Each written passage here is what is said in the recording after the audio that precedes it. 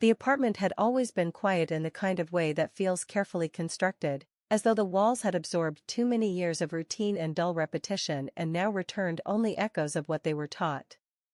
The ceilings were low, the paint brittle in certain corners, and the fixtures old enough to groan at the touch of every switch or knob, yet he liked the place for its stillness, for the way it held its silence evenly across rooms, never too heavy, never too thin.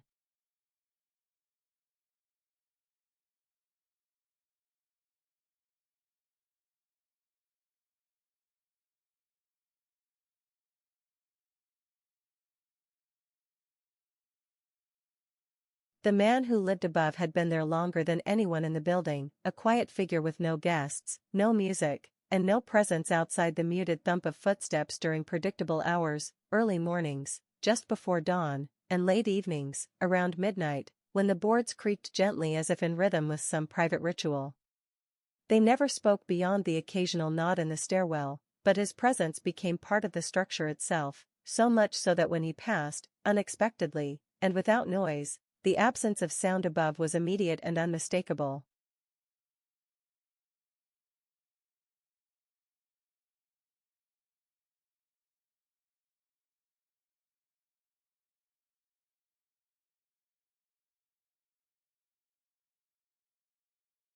The landlord informed the tenants by note. There would be no new occupant, at least for now. The unit would remain closed, unlisted. There were things to clear out, legal delays, personal reasons, the kind of vague explanations people give when the truth is more complicated than anyone wants to carry.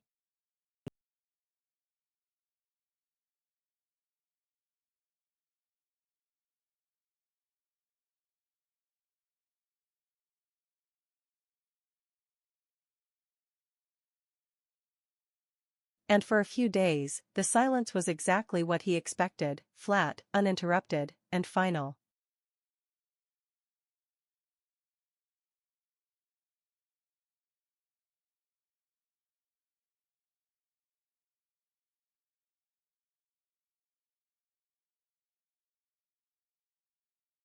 Until the footsteps returned.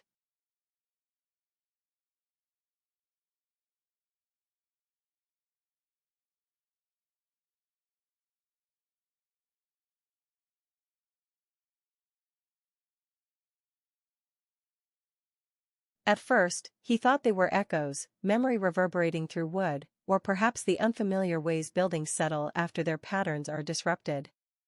But the sounds were too deliberate, too familiar, following the same rhythm, the same weight, and at the same hour.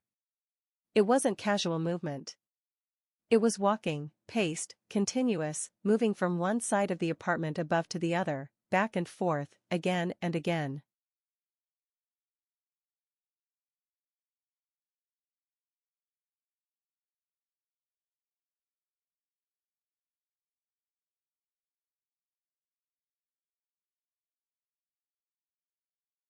He waited. Listened. Told himself someone must have entered the vacant unit, a family member, a cleaner, someone the landlord had sent without notice. But the noise continued every night, always at the same time, always the same pattern.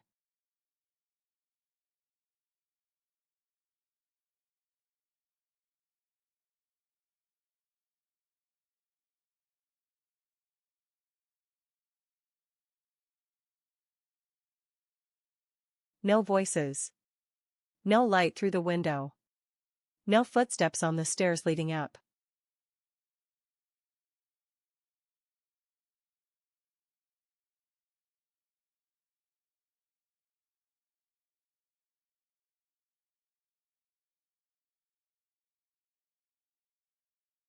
Just the sound above his ceiling, walking.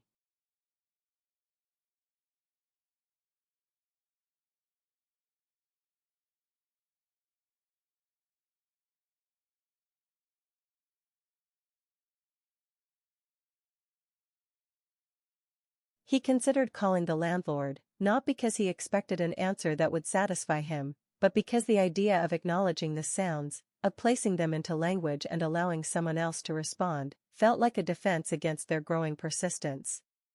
But each time he picked up the phone, something in his chest hesitated, a tightness not born of fear but of a deeper instinct, one that whispered that speaking the truth aloud might solidify it, might make it more real, more permanent, as though the thing above were not only waiting to be heard but waiting to be named.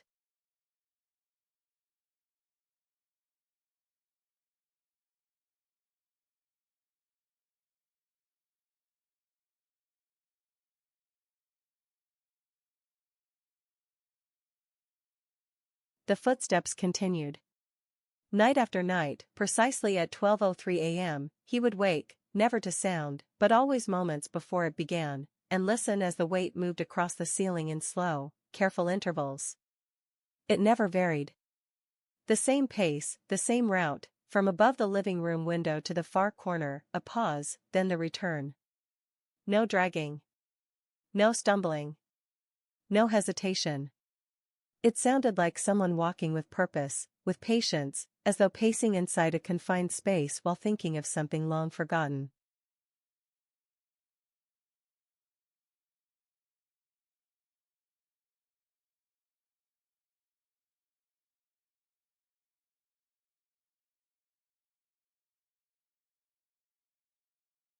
He told himself it could be a raccoon in the crawlspace, though the movement was too steady. He told himself it could be the old pipes, even though it sounded nothing like plumbing.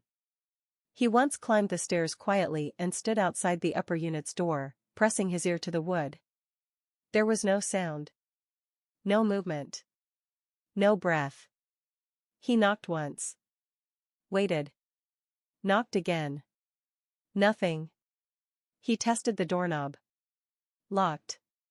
He walked away, telling himself he was being ridiculous, but when he returned to his own apartment and stood beneath the same section of ceiling, the footsteps resumed almost immediately, as if continuing from where they had paused.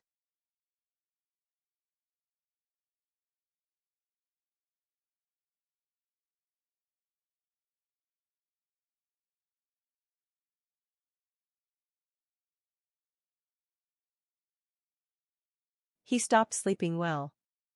The intervals between the nights blurred. Dreams began to creep into his waking hours, not scenes or stories, but sensations, a heaviness above him, a cold stillness pressing down from the ceiling, the smell of old dust and dry wood, and once, the unmistakable sound of someone breathing, slow and rhythmic, as if matching the movements of the footsteps he could no longer ignore.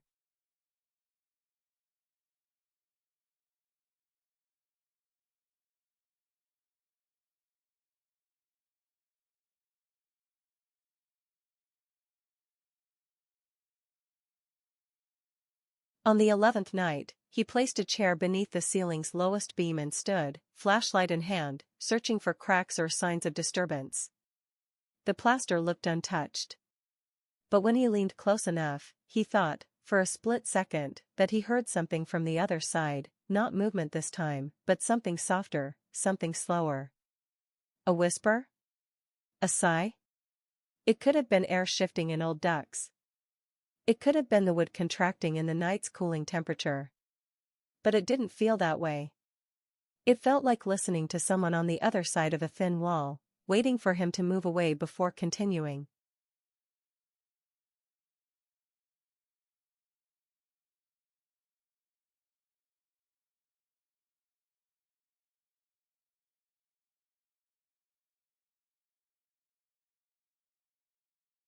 He stopped turning on the lights at night. The artificial glow made the sound feel louder, as if visibility gave the footsteps permission to step closer.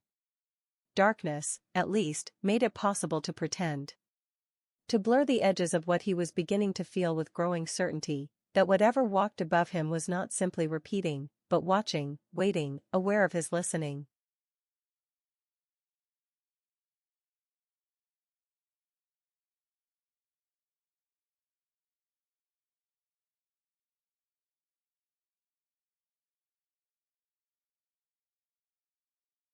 On the 15th night, the pattern changed.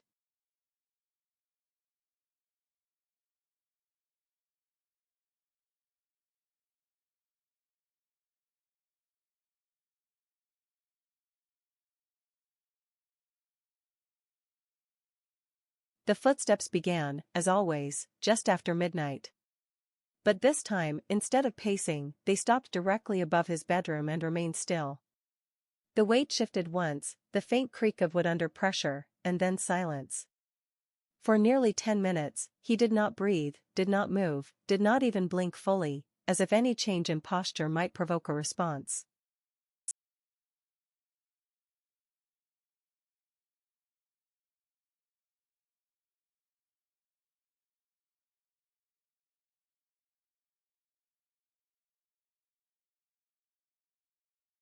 Then, there was a soft knock.